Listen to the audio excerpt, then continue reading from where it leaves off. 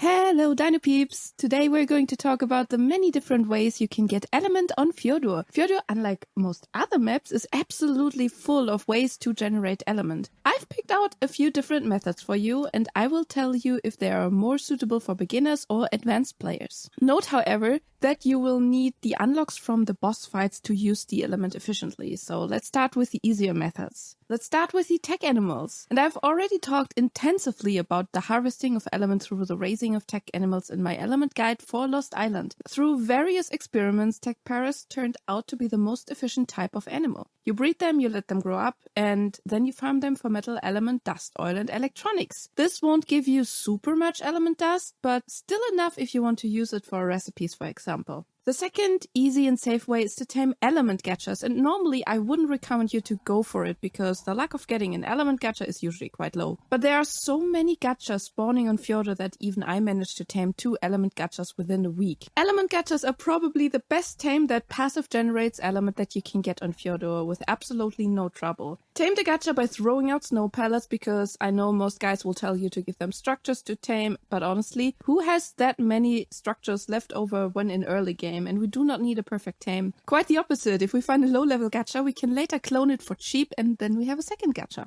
To make the gacha produce element dust, you have to select element dust in the production menu. Otherwise, it will just produce everything that's available in the menu. Then you put at least 2 snow owls in front of him and feed him with resources. And here again are countless guides that want to tell you which resource you should feed. But I'll give you a trick that I learned on official servers, because they always try to choose the most favorable options. Feed berry seeds.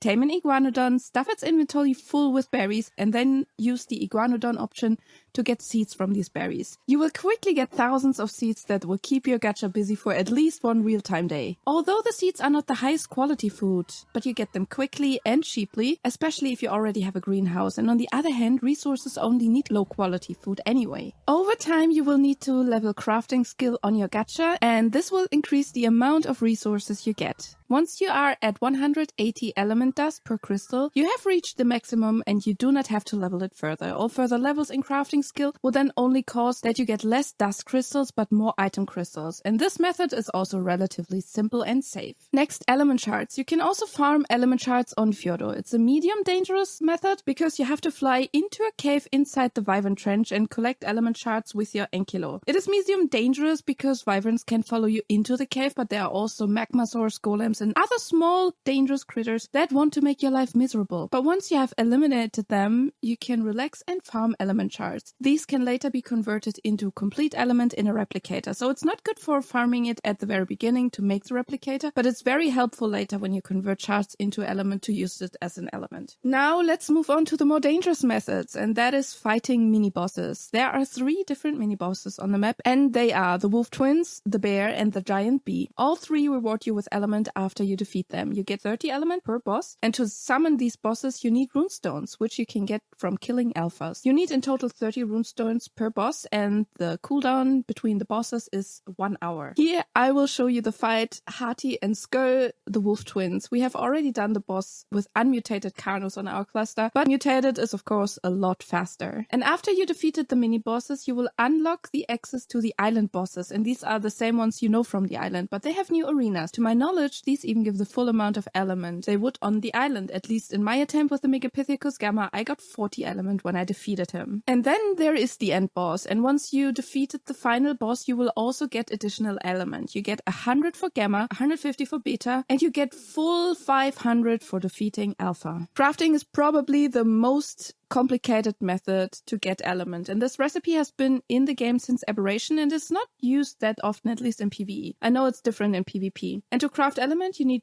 8 full batteries, 15 blue gems, 20 congealed gas balls, 20 element ore, 20 green gems, and 10 red gems. I will first show you the regular way of getting these resources and then a simplified way, and then how you can make it even easier if you use S+ or an S+ copy on your server. Green gems can be found in the underwater cave that I will show you now. As always, always, the coordinates are displayed in the top left corner. Just follow the water tunnel and you will enter a Genesis 1 ocean-inspired cave hidden behind a force field wall. This cave has some dangerous animals, so bring backup. Red and blue gems can be found in the aberration cave I'm about to show you now. You will have to return to this cave later when you're ready to craft the element, so this cave will remain very important. The gas balls can be found in another cave, but before you go there you will have to build one or more gas collectors. Collecting gas will take time because the gas balls have to be generated in the collector, and here's the recipe for the collector. You can unlock it at level 40 and it can be made in a normal smithy. You will find the gas veins in the cave that I'm showing you now. After the long bridge you go to the left. It is best to bring light because there are some gaps in the ground and you do not want to fall down. You can recognize the gas veins by the pink haze that comes up from the ground. Place the gas collector on the spot and the gas collector will take damage over time, so you can't leave them there permanently. The generation of gas balls will take some time, so it makes sense to place collectors on all gas veins that you can find so they can generate simultaneously. Alternatively, and I think that's the easier method, you can travel to the volcanic island southeast of Midgard and farm the sulfur stones in the sulfur lake. Best Tek Animals with you, and then you get condensed gas, and if you put that in a forge it converts into congealed gas balls. And this is probably way faster and easier than waiting for the veins, or maybe going there and realizing somebody already placed the collector on there. When you're ready, you are now faced with the hardest part, getting the element ore. There is an extremely deep underwater cave filled with alphas of every kind. Alpha Megalodon, Alpha Tuzos, Alpha Mosas, you name it. The entrance has the same hexagonal basalt rock that you know from the Wyvern trenches. And you will find the entrance deep underwater. Either take a troop of strong underwater animals with you, or you do it as we did and you take an exomech. But keep in mind that the exomech is only available after you have defeated the boss in Genesis 2. Here you can see how the element ore stones look like. You can also farm ambergris and element shards in small amounts down here. An underwater ankylo, which is an ankylo that has completely been leveled in oxygen, or a hand pickaxe are very good methods to farm. The dunkleo, on the other hand, is really useless because it rather gets metal than element ore. The last thing you need is batteries, and this is also an aberration recipe and it requires these resources. You can unlock them from level 71 and craft them in the smithy. Once you have all the materials, go back to the aberration cave that I showed you earlier and to the charge nodes that are there. There are only 2 for the whole map, so on multiplayer servers it can be very competitive. First, put your batteries into the charge nodes and charge them. Once they are charged, put the rest of your ingredients and start the element craft. You can always craft 3 elements at the time before the charge node goes into cooldown for 5 minutes. You can also choose an easier way for these crafting processes. You still have to go to the underwater cave, farm element ore, but you can generate all other resources using gachas. In Vanaheim there are a lot of them, almost everywhere. Look for the production red crystallized sap,